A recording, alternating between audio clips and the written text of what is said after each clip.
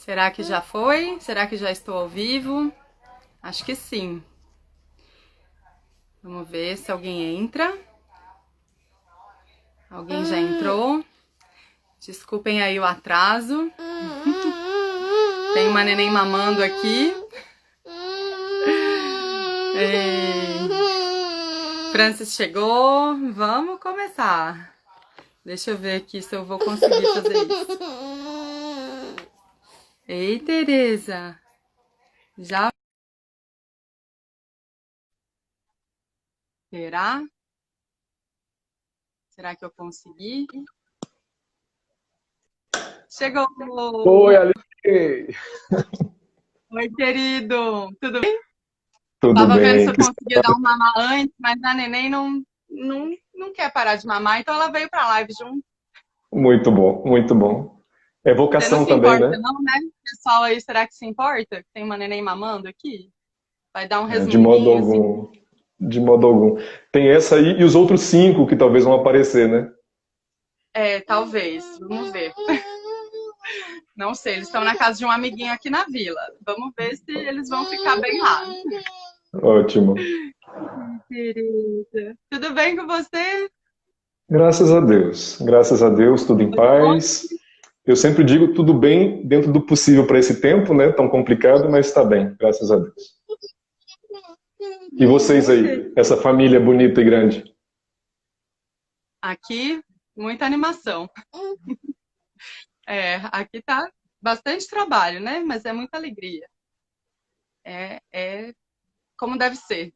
Um dia de cada Isso. vez, Um dia de né? cada vez. Muito A bom. vida a gente tem que cuidar. Muito obrigada por ter aceitado o meu convite. Estou muito feliz e com muita saudade de você também. Que bom que a tecnologia aproxima, olha aí, faz uns encontros acontecerem, É verdade. né? Agradeço Que a pelo gente pode. convite. Ah, vou chamar mais vezes. A gente pode começar rezando, pedindo o Espírito Santo? Vamos? Claro, claro, vamos. Para ele conduzir. Sem ele, nenhum bem é possível, né? Então, Verdade. em nome do Pai, do Filho, do Espírito Santo. Amém. Amém. Vinde, Espírito Santo, enchei os corações dos vossos fiéis e acendei neles o fogo do vosso amor. Enviai, Senhor, o vosso Espírito, e tudo será criado, e renovareis a face da terra. Oremos. Ó Deus, que instruíste os corações dos vossos fiéis com a luz do Espírito Santo, fazei que apreciemos retamente todas as coisas segundo o mesmo Espírito, e gozemos sempre da sua consolação. Por Cristo nosso Senhor. Amém. Amém. Mãe da Divina Providência, rogai por Rogai por, nós. Glorioso São José, rogai por nós. rogai por nós. Seguimos. Em nome do Pai, do Filho e do Espírito Santo. Amém. Então, para quem não te conhece, você poderia se apresentar um pouquinho? Eu acho que eu já apresentei um pouquinho do que eu sabia quando eu divulguei, né? Meu querido amigo e padre jesuíta. E atualmente você está em Belo Horizonte, né? Isso. Moro em Belo Horizonte. Então conta um pouquinho, assim, o que você anda fazendo. Quem é você hoje? Você vai contar toda a sua história aí, né, pra gente. Isso. Expectativa, mas hoje, Então, como meu nome você é se apresenta Francis. hoje? Começando pelo meu nome, né? Meu nome é Francis Silvestrini Adão. Eu sou capixaba, sou do interior do Espírito Santo, de uma cidade chamada Iconha, no sul do Espírito Santo. Então, foi aí que eu nasci, cresci na fé também. Iconha é uma paróquia confiada aos jesuítas, e minha vocação também vai nascer aí, vou falar um pouquinho mais sobre isso depois, mas, então, sou padre jesuíta. Já tem 22 anos que eu estou nessa caminhada da formação na companhia, depois na integração como jesuíta. Estou caminhando para 9 anos de padre. E a missão que eu tenho agora, aqui em Belo Horizonte, eu sou professor de teologia na faculdade jesuíta de Filosofia e Teologia. Então, ensino algumas disciplinas na graduação, na pós-graduação. Acompanho também pessoas que estão em formação. E trabalho na formação dos jesuítas na etapa do juniorado e da filosofia. Então, eu tenho uma missão mais acadêmica na faculdade e tenho uma missão mais formativa com os estudantes jesuítas, né? E também tenho, então, a pastoral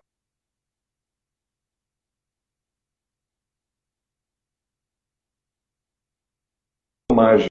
Trabalho com... Deu uma travada aqui para mim. Não sei se deu para todo mundo. Não sei se é a sua internet ou a minha. Agora voltou. Voltou? Então, eu dizia que também colaboro pastoralmente com 2 paróquias nossas que nós temos aqui na região de Belo Horizonte, uma em Belo Horizonte e outra em Santa Luzia, cidade vizinha, e também trabalho com o Espaço Magis BH e o Espaço Magis Trindade, ajudando o trabalho com as juventudes aqui também. Sorte desse povo que tem você aí, pertinho. A gente teve um pouquinho de sorte quando você esteve aqui no Rio de Janeiro, né? E que bom. Passei 3 anos e meio. 3 anos e meio, foi. Graças a Deus. Foi muito bom esse tempo.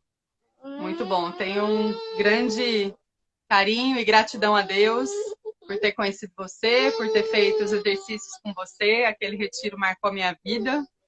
Você lembra bem, né? Eu com barrigão, muito, grávida do 3º. Muito, exato. 7 meses. Esse retiro ainda sustenta a minha vida. Foi o único retiro de 8 dias que eu consegui fazer nesses 11 anos, desde que nasceu o meu mais velho. Naquela ocasião, o João, que é o mais velho, estava fazendo 3 anos. E eu estava grávida do Pedro, que é o 3º, já de 8 meses.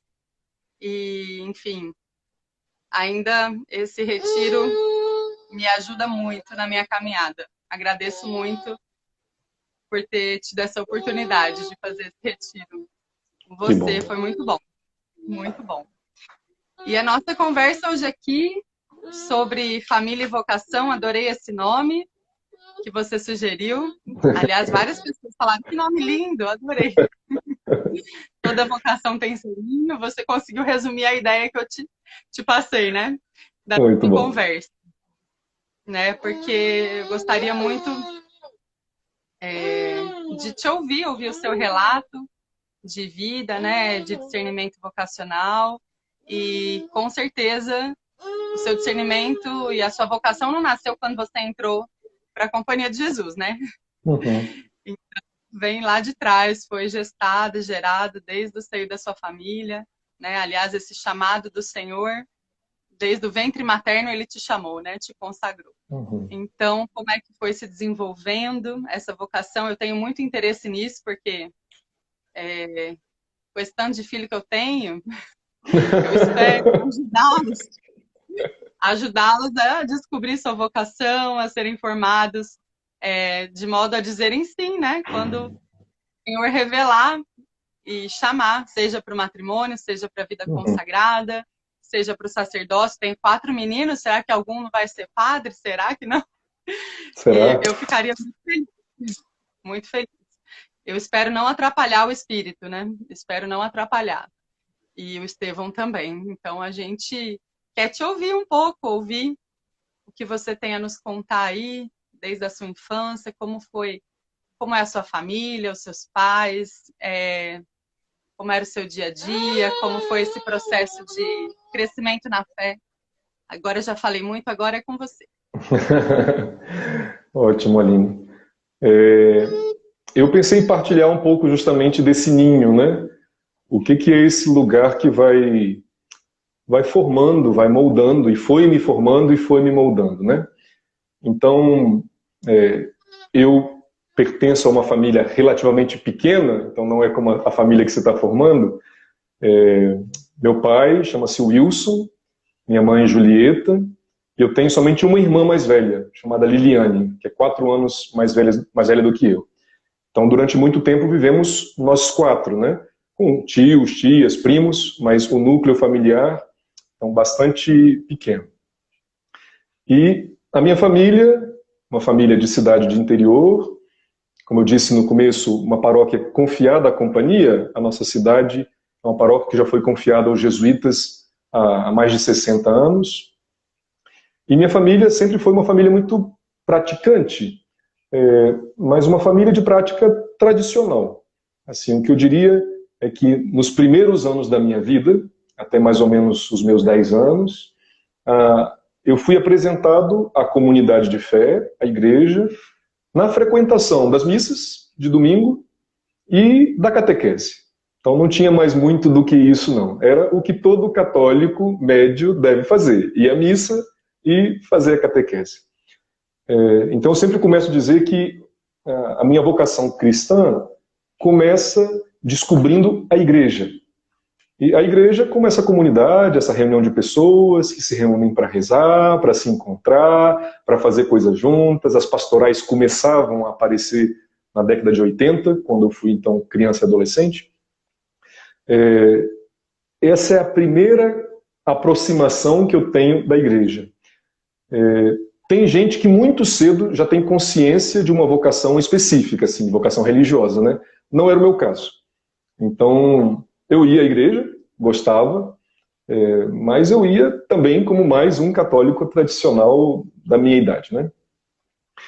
Para mim, tem um momento, especificamente na vida da minha família, que tem uma virada, com 3 experiências específicas, que eu vou narrar agora, e essas experiências, para mim, é onde eu considero mais ou menos que esse ninho começa a mudar e que, de alguma forma, algo novo começa a surgir também na linha vocacional.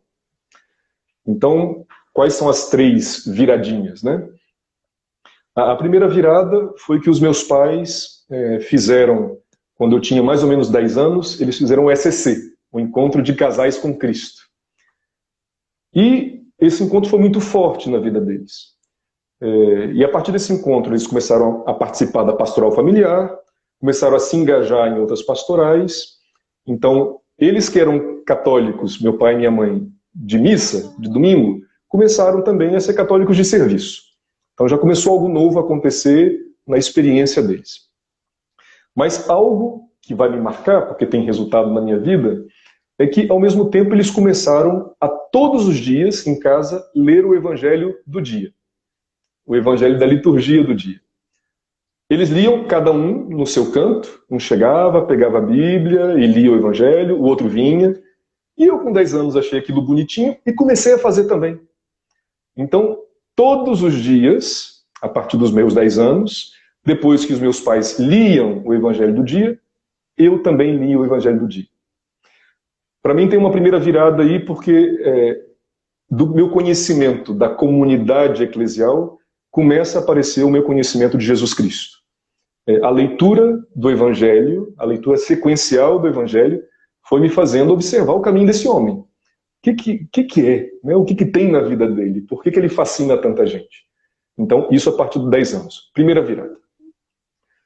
Segunda virada que vai aparecer na minha família é que nós vamos descobrir uma enfermidade na minha irmã, uma enfermidade na vista. Então, ela tinha uveíte, derivada de toxoplasmose, e que isso, assim, provocou muito medo, muita insegurança, tinha ameaça dela perder a visão, e por conta disso minha família se mobilizou muito, em vários níveis, em níveis de cuidado de saúde, mas se mobilizou muito também no nível da oração.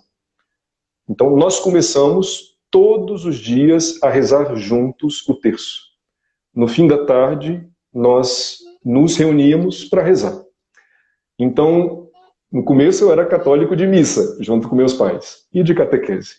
Agora já começamos a ler o evangelho separadamente, cada um lê. Minha irmã também começou a ler o evangelho. Começamos a rezar juntos. Então, uma oração e rezar pedindo a Deus a graça do restabelecimento da saúde, da cura da minha irmã. É um momento de crise, né? De crise, de dor, de dúvida, de insegurança. Então há uma abertura para essa fé que confia. Uma confiança radical em Deus, na intercessão de Nossa Senhora, nesse cuidado, né? E rezando juntos. Então, uma segunda dimensão que vai aparecer nesse mesmo período. E uma terceira dimensão, essa já é quando o passarinho está começando a sair do ninho, porque é isso, né? O ninho existe para nos formar e para nos deixar voar em algum momento. eu fiz a primeira comunhão com 10 anos, e no mesmo caminho que eu fui fazendo na catequese, com todos os outros adolescentes da minha idade. Mas nós tínhamos, depois da primeira comunhão, esse período que nós chamávamos de perseverança.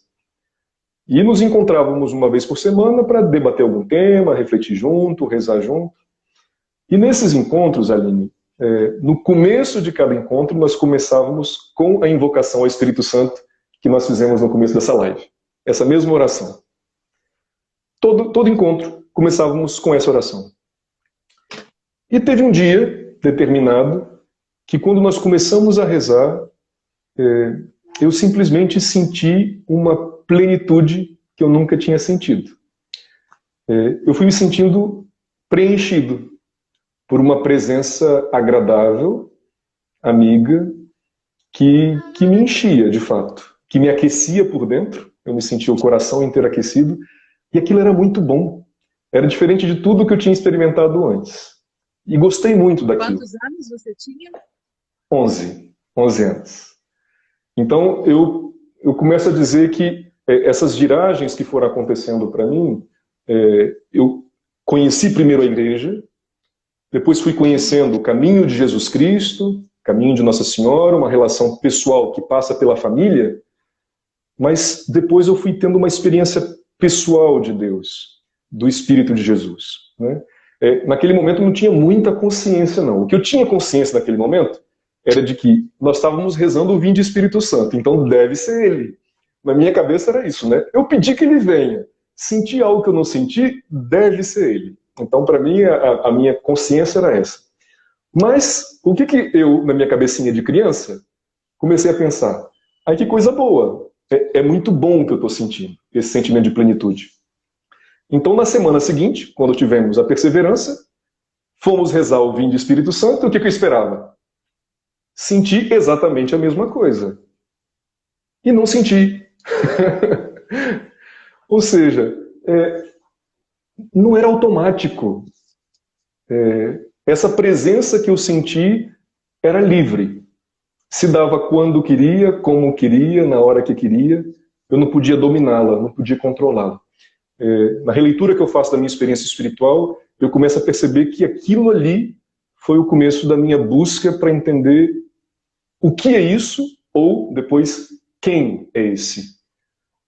Que se aproxima de mim de tal forma e ao mesmo tempo não se deixa dominar. Ou seja, eu preciso de conhecer. Então comecei uma busca já a partir daí. Não sei se você tem pergunta nesse meu primeiro relato até meus 11 anos. Olha, você foi na paróquia dos jesuítas? Esse Isso. seu grupo de perseverança? Isso. Exato. E foi os seus pais, ao mesmo tempo, se engajando mais, né? Também. A sua irmã também? Ao mesmo tempo, então, logo depois que meus pais fizeram o SCC, a minha irmã fez o MAC. O MAC era o Movimento de Amizade Cristã, que era um encontro semelhante ao SCC, mas para jovens de 15 a 18 anos. Então, na verdade, naquele momento, a paróquia foi se estruturando também em torno desses encontros. O SCC para casais, o EAC para adolescentes, de 12 a 15, o MAC para adolescentes jovens, de 15 a 18, e o EJC, Encontro de Jovens com Cristo, para jovens com mais de 18 anos. Então, minha irmã fez o MAC também nesse período e começou a se engajar. E eu, aos 12 anos, então no ano seguinte, fiz o EAC e comecei a me engajar também. Então comecei a trabalhar, dar palestras, inclusive no EAC, que tinha uma palestra no EAC que tinha que ser dado por adolescentes e que era Jesus Cristo. Tinha que ser um adolescente falando para outros adolescentes sobre Jesus Cristo. E essa então era a minha palestra no EAC, Jesus Cristo, já a partir dos 12, 13 anos. Então foi indo por aí. O nosso engajamento familiar foi acontecendo ao mesmo tempo, cada um em seu nível, né? Então vocês perseveravam na leitura do Evangelho diariamente, Isso, na oração de terça em família. Exato. E vivendo essa dimensão de igreja doméstica também, né? Dentro de casa. quais são as suas memórias, assim, desse tempo, dessa experiência de rezar o terço em família? Como era para você? Era uma prática cotidiana, era todos os dias Cotidiano, mesmo, né? Um hábito. todos os dias. Então, se tornou para nós algo que fazia parte de uma atividade necessária do dia, ou seja, como nós comíamos todos os dias, nós tínhamos que rezar todo dia.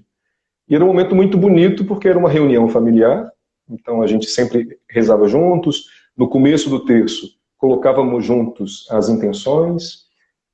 Ainda hoje, meus pais rezam juntos o terço. Minha irmã mora perto deles, então de vez em quando também reza junto com a família dela. Ela é casada, tem um filho também, e muitas vezes rezam junto com eles.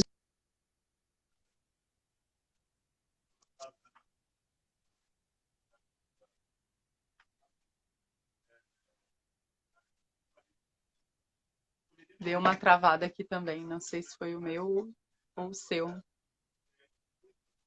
Deixa eu ver. Voltou, Aline? Voltou. Você me escuta? Voltou. Então, quando eu volto para a casa da minha família, nós ainda nos reunimos pelo menos um dia ou 2 dias para rezar juntos o terço também, lembrando desse período. Então, para mim era um período muito afetivo. A lembrança que eu tenho é uma lembrança afetiva, de um carinho, de um momento de reunião, de um momento de fé, e um momento que foi nos unindo exatamente no momento de dificuldade, né? Que era o momento de doença. Então foi uma união também assim muito forte nesse momento de dificuldade, de crise. Foi um bem que veio de uma situação difícil, né? Exato, Deus exato. transforma, né? Tira por isso proveito. que quando me perguntam sobre a pandemia, se é possível acontecer algo bom, eu falo, mas é claro que é. O que é próprio do Evangelho é que a gente acredite de uma vez por todas que Deus e aqueles que se abrem a Ele sempre podem tirar coisas boas daquilo que parece ruim, né? A capacidade própria do Evangelho, me parece, essa experiência que eu faço e vejo nas pessoas, é a capacidade que a gente tem de transformar toda a situação no bem, né? Como é que nós vamos transformando aquilo que parecia algo ruim, e que às vezes é, de fato, um sofrimento, uma dor, em algo bom, né? Em todo caso, foi isso que nós vivemos em família. A conversão da família também devemos, de alguma forma, a isso. De alguma forma. Interessante. Eu não tive essa experiência de rezar em família, o terço e tudo mais, mas eu via todos os dias a minha avó, às 6 horas da tarde, parava o que ela fazia, sentava na cadeira de balanço com o rosário, com o terço, e desfiava ali o seu terço, baixinho, mas aquilo me impactava, me formava. É uma memória afetiva muito forte para mim também. Depois, mais para frente, quando eu fui conhecer o terço, já na adolescência, rezando o terço, porque antes eu não entendia, achava uma repetição assim, meio sem sentido, meio sem lógica. Eu fui entender a profundidade da contemplação dos mistérios da vida de Jesus, né? E como me aproximou de Jesus rezar o terço todos os dias. Eu já era adolescente, rezava sozinha, às vezes em grupo e tudo mais, mas e hoje também tento transmitir isso para os meninos todos os dias, assim. Uma vez você me contando isso, que rezava o terço em família todo dia, foi que eu me animei, faz acho que uns 3 anos. Todo dia a gente vai rezar também. A gente rezava de vez em quando, em família, mas aí eu falei, não, vamos fazer esse negócio ser um hábito, ser todo dia. E aí, antes de dormir, a gente reza, mas eu tento ajudá-los mesmo a contemplar o mistério, né, da vida de Cristo, em união com Nossa Senhora, e mergulhar e aprofundar mais e mais, né, naquele episódio, naquela cena do Evangelho, e aí como vai surgindo uma proximidade, uma intimidade, né, uma amizade com Jesus e com Nossa Senhora através do terço, né? Exato. Exato. E eu acho que, assim, de alguma forma, esse é o ninho, né, Aline? Tudo isso que eu estou falando até agora ainda não era para mim um despertar da minha vocação religiosa, presbiteral. Ainda não. Mas para mim, eu reconheço o começo, sim, a gestação, como você disse, da minha vocação, porque a minha vocação eclesial e cristã foi gerada aí. Ou seja, eu pertenço a uma comunidade de fé, a gente reza junto, e essa comunidade me dá acesso a Jesus Cristo. E quando eu chego a Ele, e que eu faço uma experiência pessoal dele, eu volto para a comunidade para devolver a experiência que eu fiz. Então, para mim, tem algo muito forte da minha experiência, que está na base da minha vocação. Então, é um ninho que vai aumentando, né? A família vai te deixando também pertencer a outros ninhos, que é a comunidade eclesial, a comunidade da igreja. Eu vim de lá, outros me deram a fé, outros me narraram a experiência de Jesus, outros falaram que ele era importante. Então, da minha família, eu fui escutando outros, fui escutando catequistas, pessoas na pastoral, pessoas que davam palestras, até que eu fiz minha experiência, e fui fazendo a minha experiência pessoal de Jesus. E quando fui fazendo, fui também transmitindo. Então, e aí continua, de fato, a minha experiência cristã, ela vai continuar a se desenvolver, porque, bom, eu sou músico, né? Eu toco, canto, comecei um pouquinho cedo, já como criança, a mexer com instrumento, e montamos uma banda Nova Aliança, para animação de missa, animação de encontro, para ir para as comunidades do interior, que tinha muita gente. Então, foi uma forma também de traduzir tudo isso em canto, né? Uma oração cantada, animar a vida das pessoas, os outros. E ao mesmo Qual tempo, idade você tinha?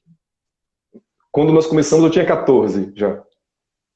Eu tinha 14 anos. E os meus colegas eram tudo por aí, 14, 13, 14, 15 anos. A banda era uma banda de adolescentes, acompanhada por um casal de adultos, mas éramos adolescentes, cheios de ideais e buscando bom senso, crescendo na humanidade.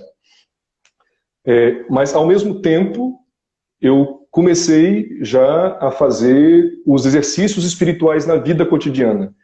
Então, os exercícios espirituais, que é o modo de oração próprio dos jesuítas, essa experiência que você fez em 8 dias, tem uma experiência que dura meses. Então, que a gente vai rezando todo dia. Então, eu comecei já aos 15 anos a fazer os exercícios espirituais na vida. O que foi aprofundando ainda mais minha relação com Jesus.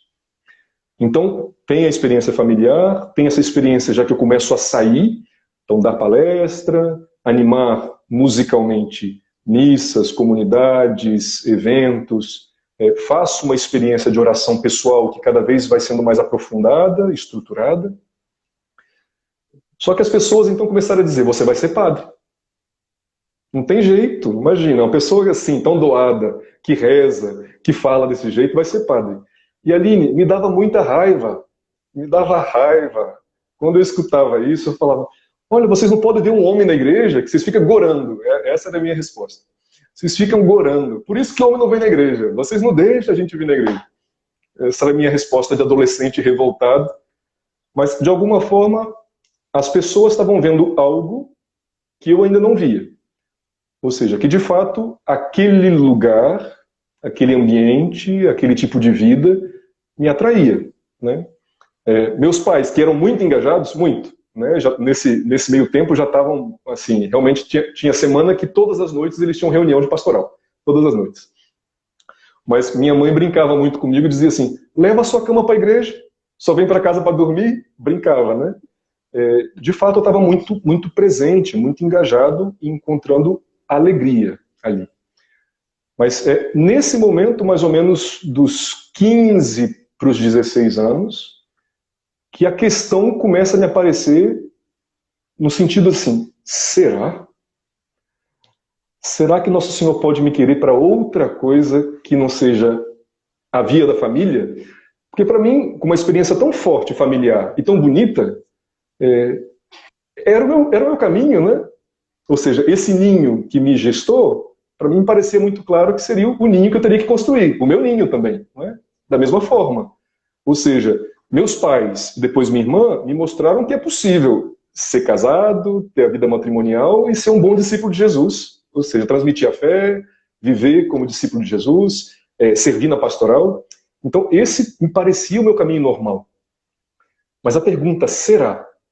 Tanto as pessoas me futucando, dizendo, você vai ser padre, quanto a inquietação que eu comecei a sentir, eu comecei a brigar com Nosso Senhor, eu falei, mas não.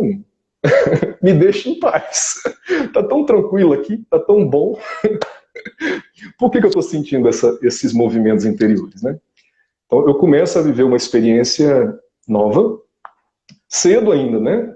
Dos 15 para os 16 anos. Ao mesmo tempo, tinha algo que para mim era um medo, uma insegurança, no sentido de que minha família é pequena, né? Eu tenho uma irmã, então eu era o único filho homem, né? Falei, meu Deus do céu, será que eu vou sair de casa? Será que é isso? Então, nesse momento da minha vida de adolescente, no momento que eu estou descobrindo o mundo, começando também a querer namorar, essas perguntas todas ficaram na minha cabeça muito forte. E aí eu fui fazer um retiro com 16 anos, um retiro chamado Retiro de Opção de Vida. 5 dias de retiro e cada dia a gente rezava uma vocação. E eu fui rezando. E fui rezando, e fui saboreando, e fui sentindo. E terminando esses 5 dias eu fiquei desesperado. Porque assim, quando eu rezava, de fato, a vocação matrimonial me dava alegria no coração. Mas quando eu rezava a vocação missionária e a vocação presbiteral, eu transbordava. Era um negócio que me mexia, mas me mexia de um jeito que me desinstalava, né? E eu falava, não é possível. Não, mas por que eu? Por que eu? E aí, nesse momento, eu fiz uma negociação com o Nosso Senhor. Eu sempre conto isso, eu falo, é feio negociar com o Nosso Senhor, mas eu negociei. Vou fazer o quê? Tinha 16 anos. Era jovem, tudo bem. Deus perdoa, né, essas coisas. Mas eu negociei com ele que eu falei o seguinte, eu falei, se o Senhor me quer, eu vou. Mas eu sou muito novo. E eu não sei ainda o que é a vida assim. Se o Senhor me quer, me envia alguém que eu possa amar de verdade. Porque eu preciso de fazer uma experiência de namoro, uma experiência de amor, para saber nessa experiência o que o Senhor quer de mim. Negociei e fiquei seguro que ele ia mandar. E mandou, de fato. Então, no ano seguinte apareceu uma namorada, alguém com quem eu fiz um caminho de um ano e um pouquinho, e que foi uma experiência para mim.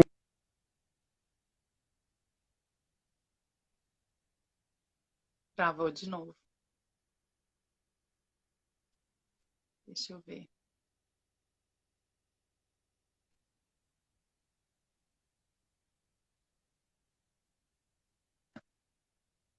Tá, tô.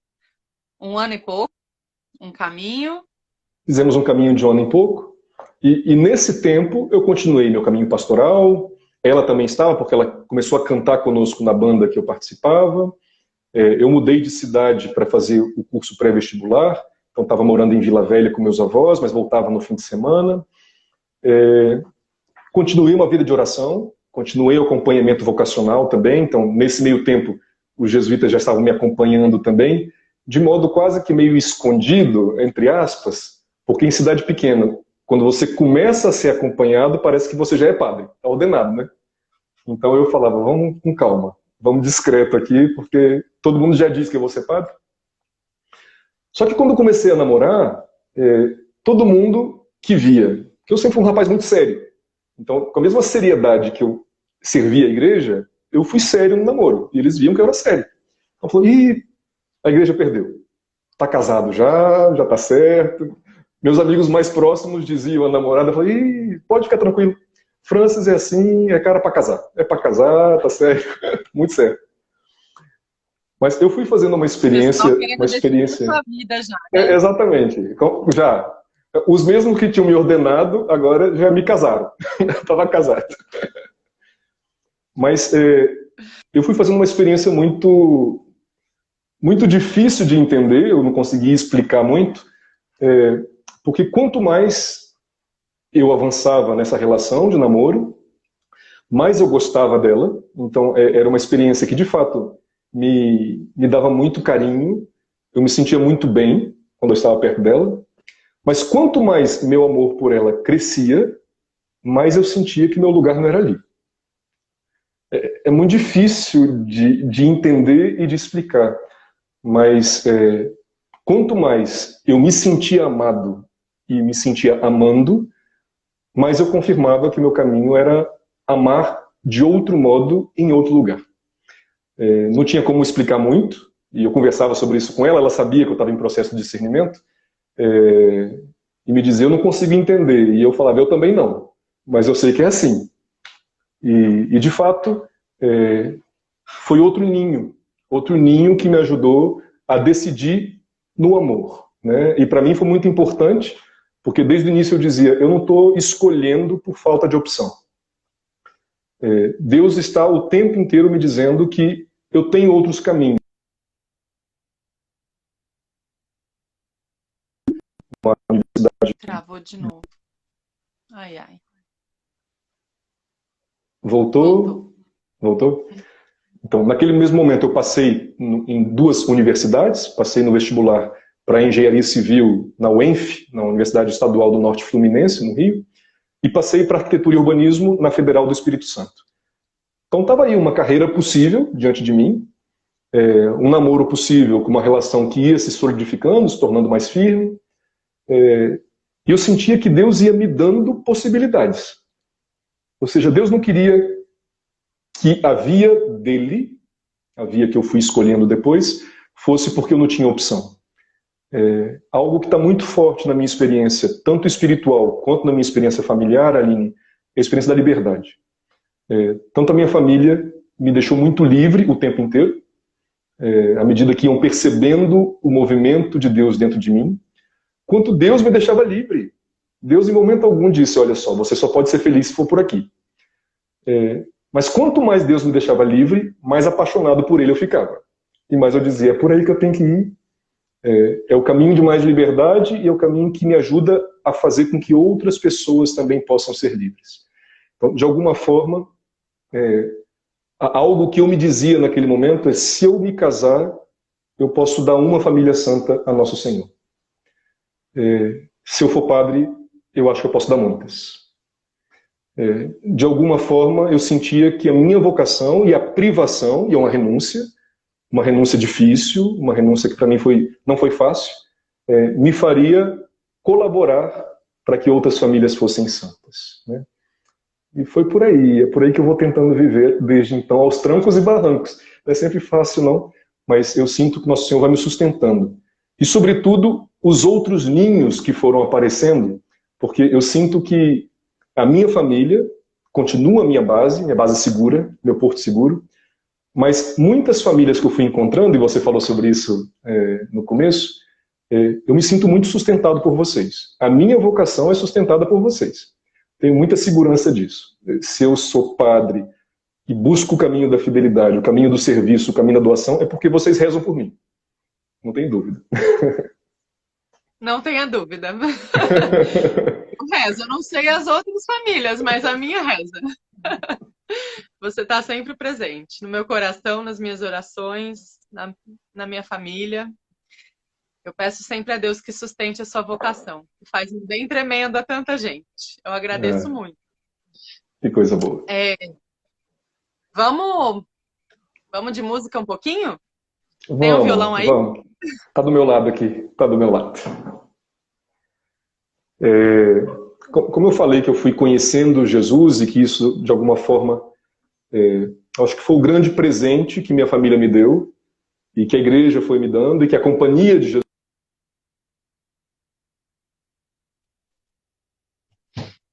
Travou de novo. Ô, minha Nossa Senhora.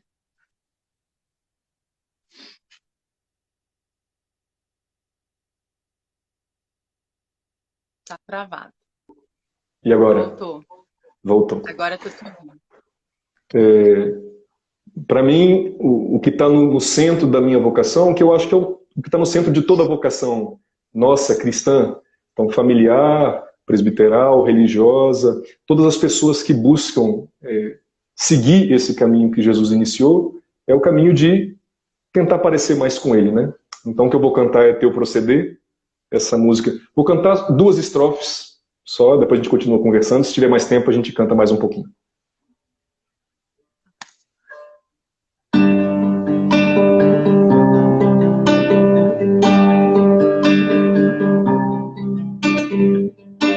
Jesus, ao contemplar tua vida,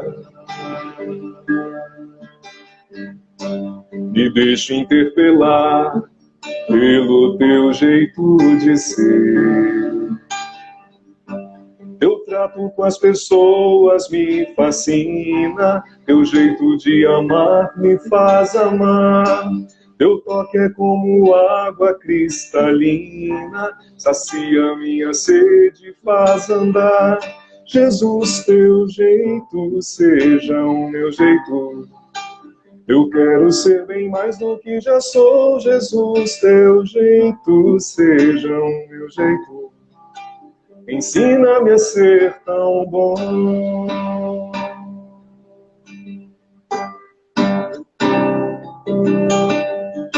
Jesus, me faz sentir com teu sentimento,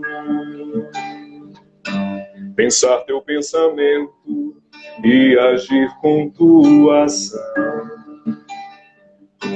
Doar a minha vida pelo reino, aceitar a dor e até a cruz, amar a cada um como um amigo, levar a todo o povo tua luz. Jesus, teu jeito seja o meu jeito. Eu quero ser bem mais do que já sou. Jesus, teu jeito seja o meu jeito. Ensina-me a ser tão bom.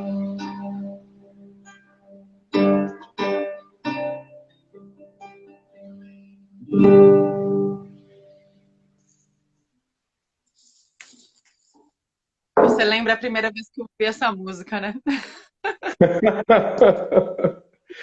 Aliás, não só eu, éramos várias grávidas na equipe de ensino religioso do colégio. E você chorou, eu as outras também. Aí depois eu vi que as outras estavam desabadas também. Aí você falou, perdoa a gente, é porque grávida fica muito emotiva, você não pode fazer isso com a gente. Mas é muito bonita essa música mesmo, ela traduz, né? Ela traduz o nosso projeto de vida cristão, que é parecer com Jesus, né? É isso. Tentar viver, deixar ele viver em nós, né? Exato. Não Essa música vem de uma oração, do Padre Arrupe, que foi um antigo geral da companhia, que quando perguntaram para ele como deveria ser um modo de proceder de um jesuíta, e ele falou, o de Jesus. Então ele respondeu assim, e depois, só isso. E aí ele fez uma oração muito bonita, chamada Invocação a Cristo Modelo, porque o único modo da gente poder parecer com ele é pedindo, né? Só ele pode nos dar a graça de parecer mais com ele. Então, a partir dessa oração, eu fui compondo essa música também, quando eu já estava no juniorado, então também no começo da minha formação como jesuíta. Muito obrigada, Senhor, por essa inspiração. E por esse coração que diz sim, né? Deus quer inspirar todo mundo, né, Fran? É isso. E ele inspira todo mundo, mas cada um de um jeito diferente, né? A gente tem que saber qual que é a inspiração que ele nos deu. A gente tem que se manter aberto, né? A graça dele, acolher, deixar ele agir em nós, né? Às vezes a gente fica travando, né? Resistindo, enfim. E aí ele não chega onde deve chegar, onde ele quer chegar através de nós. Mas todos os dias eu peço a Deus a graça de ser dócil ao Espírito Santo e que ele me ajude a me abrir, né? Me abrir a ele, para Jesus ser gerado em mim. Que bom. Vamos continuar essa história. E aí, você teve um namoro muito bonito. Foi. Mas o seu coração batia mais forte por essa entrega total, né, ao reino, ao serviço, ao povo de Deus. Conta aí pra gente, como é que foi esse momento de decisão?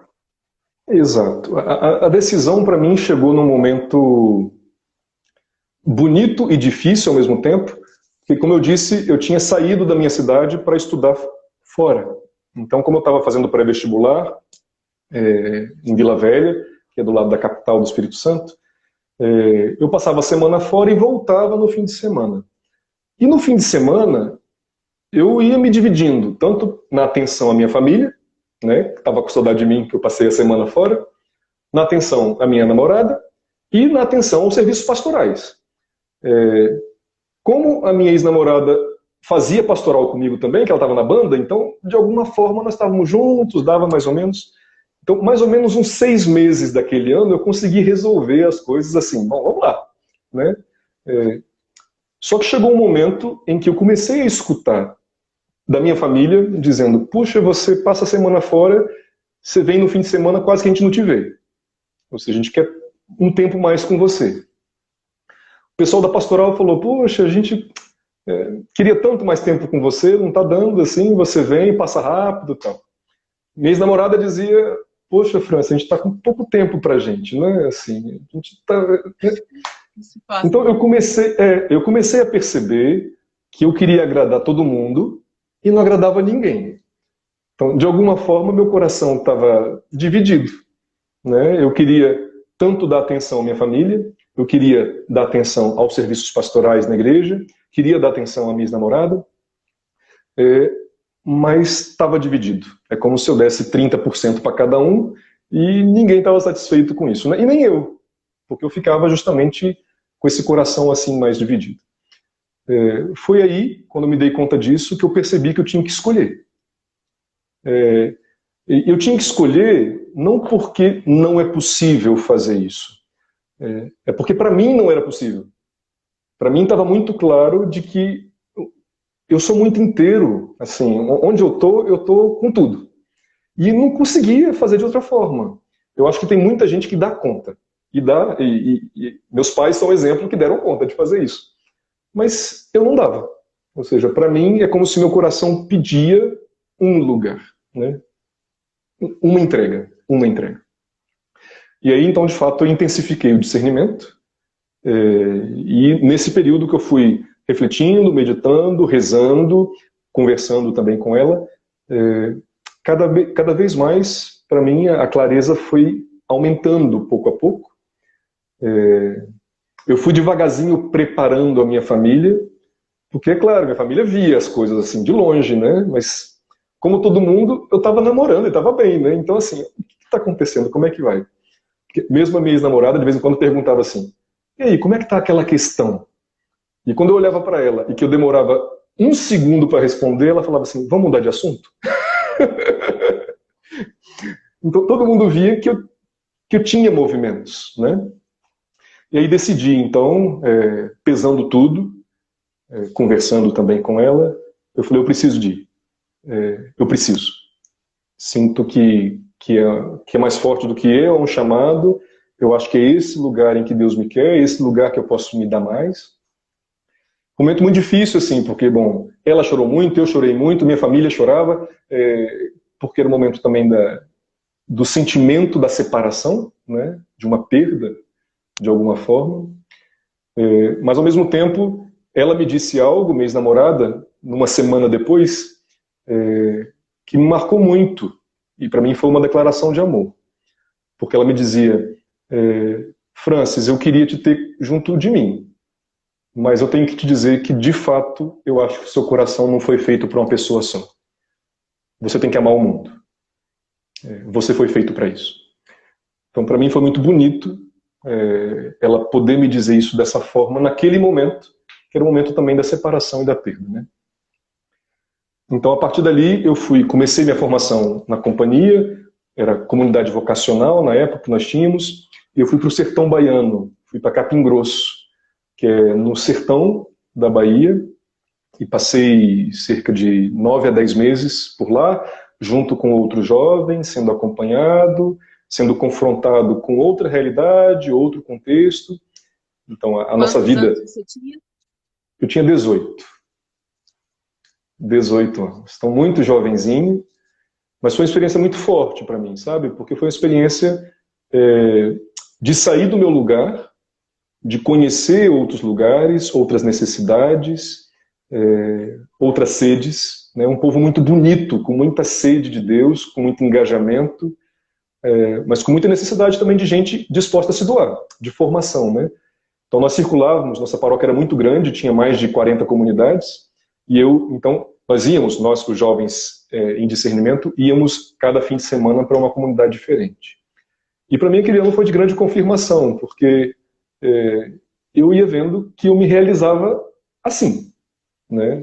Desse jeito, nessa doação. Porque naquele momento, a minha vocação, eu formulava assim, a minha cidade, a minha família, a realidade que eu conheço, é um lugar privilegiado.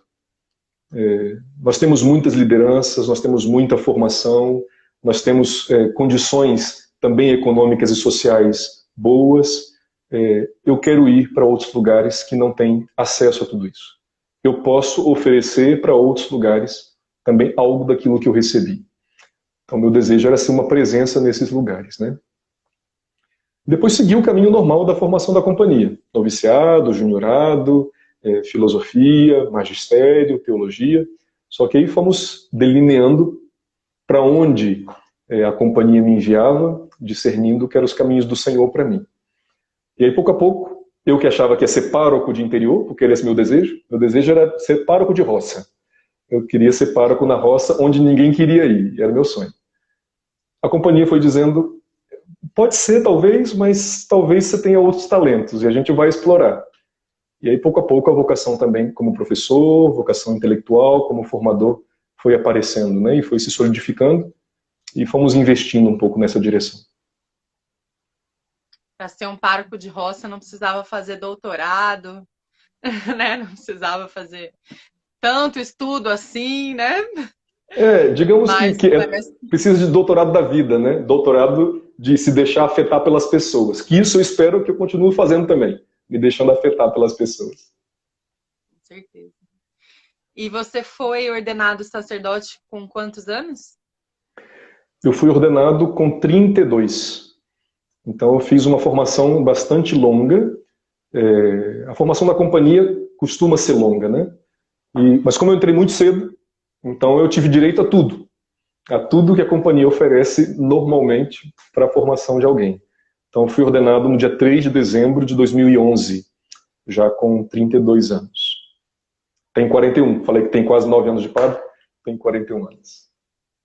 Olha só, eu ainda lembro da sua primeira missa aqui no Santo Inácio, 8 de dezembro, dia da Imaculada. Foi isso Aquela mesmo. sua homilia sobre a Imaculada Conceição, fiquei chocada. Assim. Meu Deus, que bom que esse moço é padre. Coisa boa. Mas eu aprendi a ser padre com vocês, aí no Rio. Vocês, primeiro como diácono, eu cheguei como diácono, e depois mais 3 anos como padre, aí celebrando com vocês, acompanhando mais de perto, fui aprendendo a ser padre com vocês. Olha que coisa boa. Olha, eu ainda tenho umas coisas para falar, e o meu marido sinalizou aqui que está quase acabando o tempo. Então, eu queria saber se você topa, assim, a hora que o Instagram encerrar a gente voltar só mais um pouquinho, nem que seja para concluir a música. Tá ok. Tá ok. Tem essa disponibilidade? Pode Ok, ser? podemos voltar um pouquinho. Porque eu descobri que o Instagram encerra, né? A hora que dá 1 hora. Isso. Aí depois a gente tem que voltar. Tudo bem? Tudo Se bem. encerrar assim no meio, a gente volta. Tá só para concluir dignamente. Dignamente. Tá ótimo. Eu quero saber como foi assim a reação da sua família, dos seus pais, nesse tempo que você entrou para a companhia. E, enfim, durante esse percurso, 14 anos, né, formativo, até a sua ordenação. Como é que foi esse tempo? Conta aí. Então, a reação da minha família foi bonita e também, no começo, com certas dificuldades para minha mãe, que está aí presente também. Meu pai e minha irmã já olhavam e diziam, bom, tá bom, estamos com você. Minha mãe é muito emotiva, sempre foi muito emotiva. E quando eu comuniquei que eu tinha tomado a decisão, minha mãe chorou 3 dias sem parar. Ela me via e ela chorava. Chorava, chorava, chorava. E eu olhava e saía de perto, né? Tava chorando. Mas quando ela conseguiu conter a emoção e parar de chorar, aí ela me chamou para conversar e falou, meu filho, aí me chamou junto com meu pai também, os dois juntos. Ela disse, eu quero que você saiba que o meu choro não é de tristeza. Eu estou muito feliz pela sua decisão. A sua decisão diz que a semente que nós lançamos da fé caiu também em terra boa, em terra fértil. Então, se essa árvore está dando esse fruto, é porque a árvore é boa também. A sua decisão também confirma que o caminho familiar que nós estamos fazendo é bonito. Então ela deixou isso muito claro. Ela disse, mas eu quero que você veja o seguinte, eu como mãe, eu fui vendo o processo interior que você estava vivendo. E sabia que tinha algo da linha de uma vocação. Ela disse, mas primeiro, eu não sabia se você teria coragem de nos deixar, porque nós somos uma família muito unida. Eu não sabia que seria tão cedo, então você tem 18 anos, e você foi escolher logo ser jesuíta, você vai para longe. Se fosse diocesano, pelo menos ficaria aqui mais perto, a gente te vê com mais frequência. Então ela brincou assim, né? Mas nesse momento, ela com meu pai me disseram, estamos com você, te damos a bênção, faça o seu caminho, veja se é isso. Se sentir que não é, a casa está aberta, vamos te acolher. Então, para mim, foi muito importante tanto o apoio dele,